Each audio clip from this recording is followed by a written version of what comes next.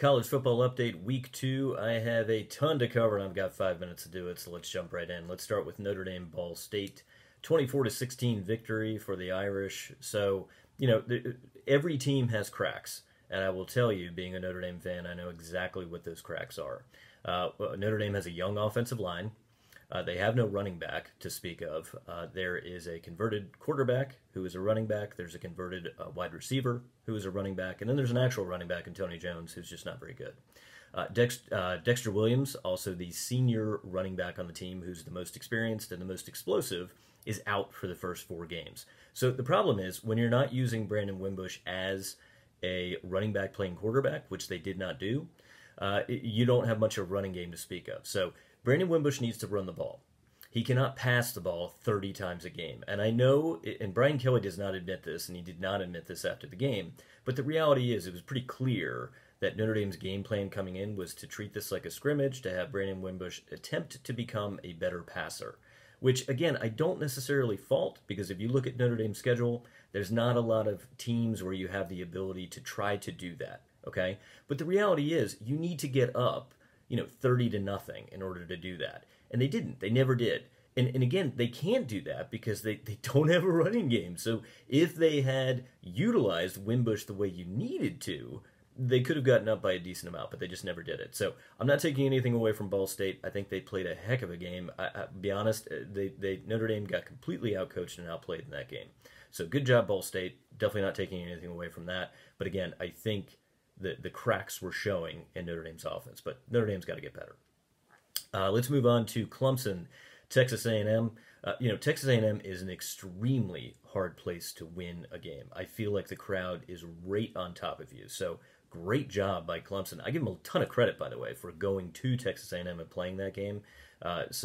Great job, great win for Clemson. Thought it was great that they brought Trevor Lawrence in. I did, first pass is a touchdown, and it was a great throw and a great catch. So that's wonderful. My only comment on that, I felt like Trevor Lawrence was in the game maybe a little too long. I think they had him in there for, 4 series, if I remember correctly. So in my opinion, probably should have been in there for a couple of series just to kind of get the feel for the environment. The one thing I'll say to that, though, it appeared to perhaps spark Kelly Bryant.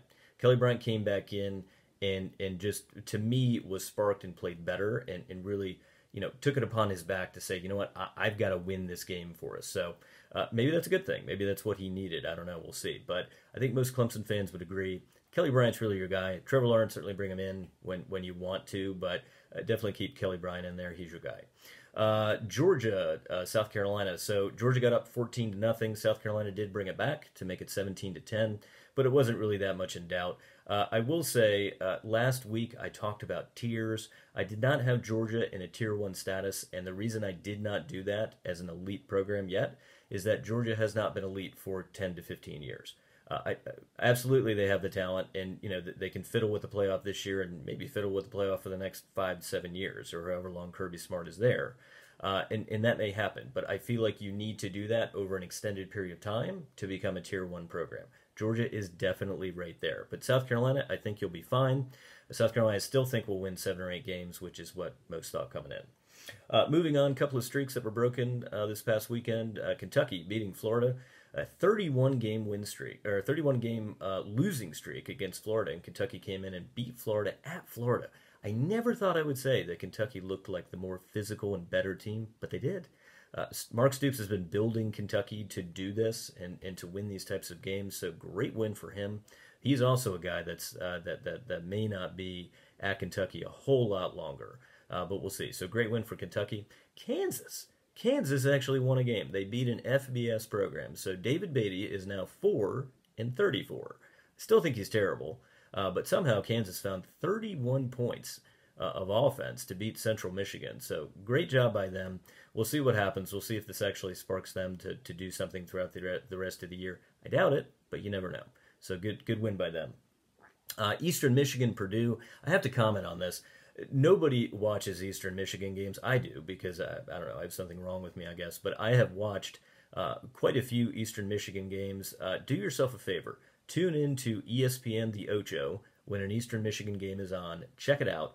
The facilities are terrible. There's no fan support. Nobody cares. But somehow Chris Creighton Eastern Michigan's coach is still winning 5 or 6 games a year. Come on. If you can win 5 or 6 games a year at Eastern Michigan, you are a heck of a good coach. I do not see him being there a whole lot longer. There was an Ask Roger question. When do I think Willie Taggart's going to get fired? I'll be honest with you. He's going to be on a short leash if he's beating Samford 36-26 and teams like that. That is not good. I think they're going to be able to turn around. I do think Taggart is a good coach, but wow, they are not looking good right now. So he's probably got a 2 to 3 year leash. Is my thought on that. I will say this, Colorado, Nebraska, that game should happen every single year. I love that game. That was a great game, and I love to see it. So hopefully they'll continue to schedule it. All right, guys. Till next week.